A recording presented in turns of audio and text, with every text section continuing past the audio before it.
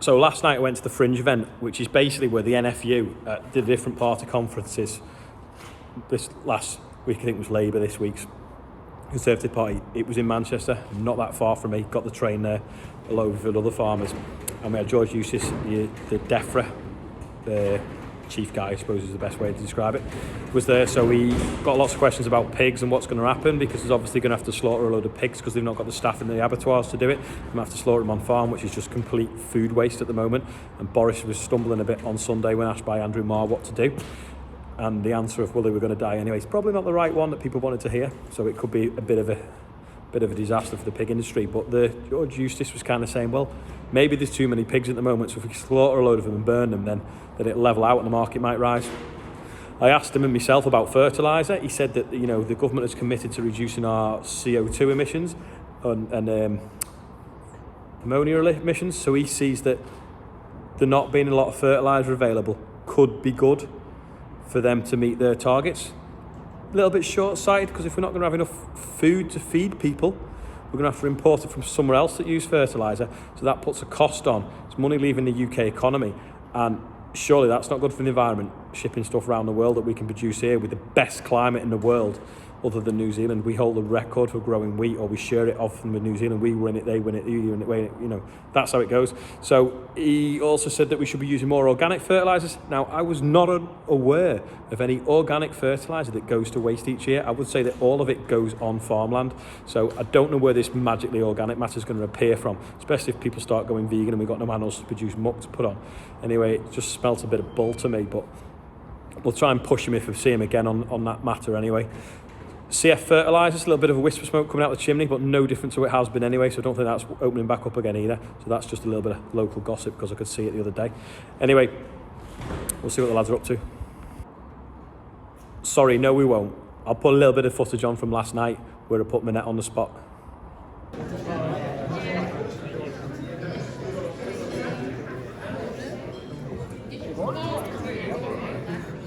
Hi, Viz Liz. If you look at where we are now compared to, say, 2015, there's a lot to be cheerful about in agriculture. And as always, there will be problems, there will be issues, there will be pressure points. But look at the lamb sector, the beef sector. We're seeing prices running at probably a third. Yeah. Go on, smile, you're live. All right, guys. We'll look at. There we are with a lot of the top people in the NFU. This is Fran Barnes, the Communications Director. This is Minette, that doesn't know she's now going to be on camera, but her kids might watch. Say hello. Here with the media star. Oh, we've got the media man behind us. Off Twitter, the media man. We've got Phil, that we don't disagree with over Brexit. But it hasn't been catastrophic yet. It has. And we've got Tom, who's just done the marathon. Don't forget, he's got a Just Giving page. Just Giving page, Farm Africa, Team NFU, please support it, thank you. There we go. Just randomly open this, and I'm the only page that had wheat on it. It looks very new. Does anyone believe that wheat looked like that in 1326? It's 26 minutes past one. Yeah, maybe, yeah. It's funny you picked the book and that's the first thing I I know, better than the expensive earrings. It's been a while, but all three motorhomes are in. There's a guy doing some mods. Annika's here cleaning. Give everyone a wave.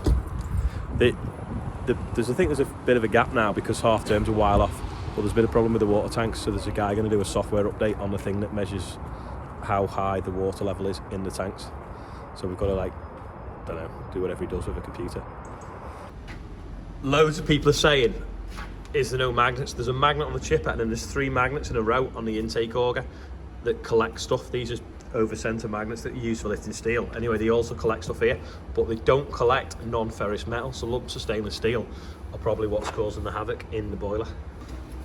Loads of people also said, why don't you have a conveyor belt? Well, we can't, because when the ash comes out, it's hot, and it just melt the conveyor belt or set it on fire.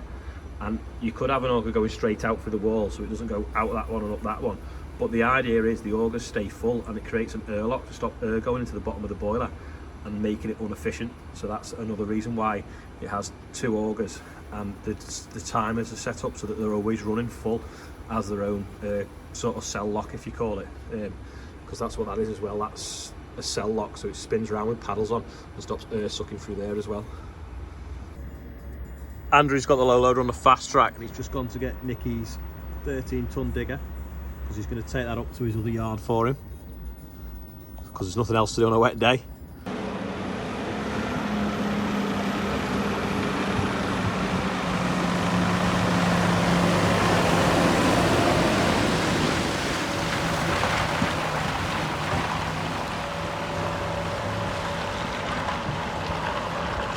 They're just loading up Andrew's 403 because he sold it. So that's off to Pastures New, or should I say Parlours New, because I think it's going to a dairy farmer working his parlour, or outside of it, sorry, with a slurry scraper on. Anyway, they're going to load it on a trailer now and put it on the back of his Hilux. Really?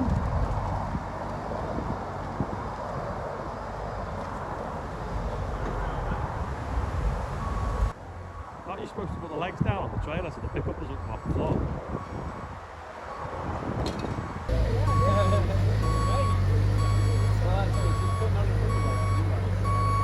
Get a wheelie again.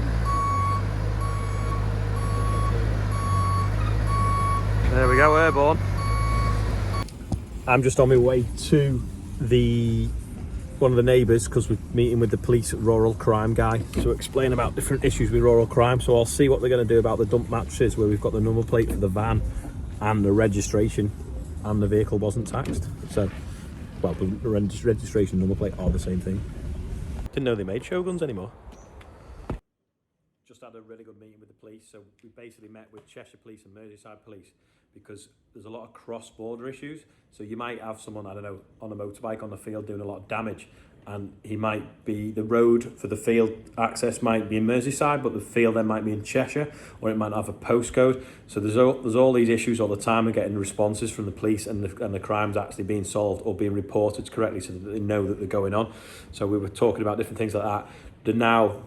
Both police forces are going to use what 3 words. So that's now, you can give a grid location for every 10-foot square in the world. The world is now divided into 10-foot squares, and each one's got 3 unique codes called what 3 words.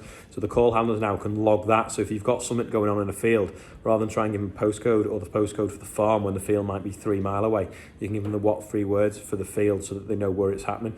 So that's pretty good. And then also we were talking about making a video for the call handlers to watch, so that they know the difference between wheat, barley, grass, what's antisocial behaviour and what's criminal damage. So if you've got a quad flying around, or a hare courser in a 4-wheel drive driving over a field of winter wheat, that it's criminal damage and it's not just antisocial behaviour. Because if it's put down as antisocial behaviour, you don't really get much of a response. But if it's criminal damage and they're there in the act at the time, if we get a response from the police, they can hopefully catch them, and they might have illegal firearms, they might have illegal dogs, yada yada yada. So that it's all important to get it all right, and the call handlers to know what they're dealing with when someone rings 999 for a response for rural crime. It's a bit quieter now. It's turning nicely. Well, as nice as it could be with a vent shaft. It's rocking a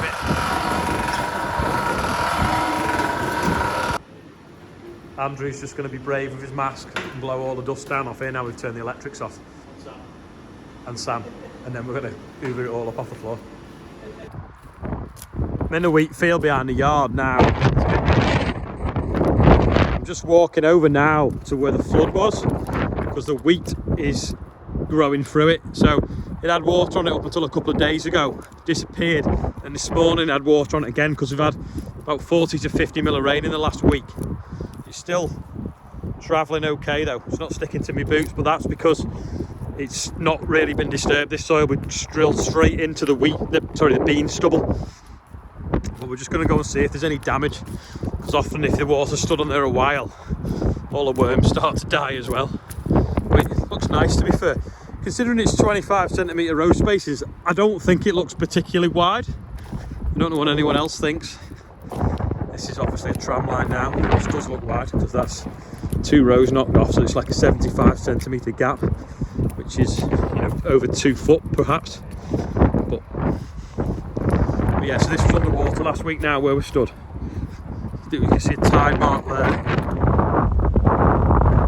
So where all the stubble had washed to with the wind. It just looks a bit dirty looking. It's not quite as green. You can see it's got dirt on the leaves. Anyway, it should recover pretty well, to be honest. Looks alright when you look into the sun. So got away with it this time, but if it keeps flooding over winter, and it's on for, I don't know, 5 to 7 days, it'll just kill it. There's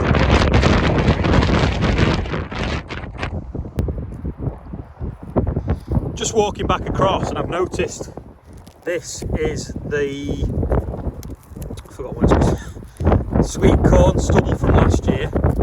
This is the bean stubble from this year. A few of the sweet corn stubbles there. So that's protecting the soil from erosion and keeping moisture in if we get any hot weather in June. So we've got this like layer of mulch. So a bit like people put wood chip around the bedding plants in the garden to stop the weeds. Well, this can also act like that, and also keep the ground covered so we don't get all this soil starting to wash around and block the little pores and then make it puddle when it does rain. So we're trying to get this layer of mulch all the way on the top. Got a serious log coming. That may be a bit of a match for the chipper. Anyway, we've been tidying up a bit today, especially in the boiler shed, because we've been doing obviously some repairs. Whatever, let me just get out of the wind, sorry. We are going to obviously have some sort of open day, I think, so people can come have a look around the farm and whatever. Now, when do we do it? We're going to be finished drilling hopefully in the next week. If it dries up, we'll get finished. Got about a day's left to do, get everything washed off, get everything in the shed. So do we do it November, you know, October half term maybe, if we've got the time? Or is that too soon for people to plan? Or should we look at December, or is that too busy because of Christmas? Should we do it between Christmas and New Year, or should we just do it in the New Year in January? What do people think? When could they do? If we do it at a weekend, obviously, maybe a Saturday or Sunday, or just a Saturday or just a Sunday or something. Any suggestions, let me know. Also, a bit of a feel for how many people might come, because what I don't want to do is go, yeah, we're going to have an open day on a Sunday, and then find that like 400 people try and turn up at the same time on the Sunday afternoon. Maybe we might have to sort of say, look, you know, book a time slot. You know, you come for a morning and you come for an afternoon, or because of demand, I say we'll limit it to 30 or 40 people a day and do it over a few weekends. So anyone that's interested, please tell me, but also tell me how many people you bring. So if it's just you coming, just put one. If there's a few of you coming, say that there'll be 4 of us. I just want to get a bit of a feel whether it's worth doing, and also what we can do. Obviously, the other thing as well, there's no point in doing it till the 1455 turns up on the MB track as well. I want to say that's all for today, but it's not, because a bit of an update on Jonathan. His operation yesterday seems to have gone well. I've just come off the phone from him now, so he can talk, everything seems to be working okay. They've obviously removed most of the tumour, or nearly all of it to be fair, but until they've done an MRI scan they won't know how much, because they can't go too deep in case they touch any brains or anything like that. They might have to like do that with chemo, is it? Radiotherapy? I don't know. He'll know more later, and he'll obviously explain it a bit better to me. Loads of birthdays today, so obviously done the maths. New Year must be the time for making babies if you're all born in October. Thanks for everyone that's watching. Might be an interesting video tomorrow. Might be doing something a little bit different, but we'll just see on the weather anyway. If you're a new subscriber, tell me where you watch from. Don't forget as well what I was saying before about when's the best time to maybe to do some open days, and let me know. And I'll see you all tomorrow.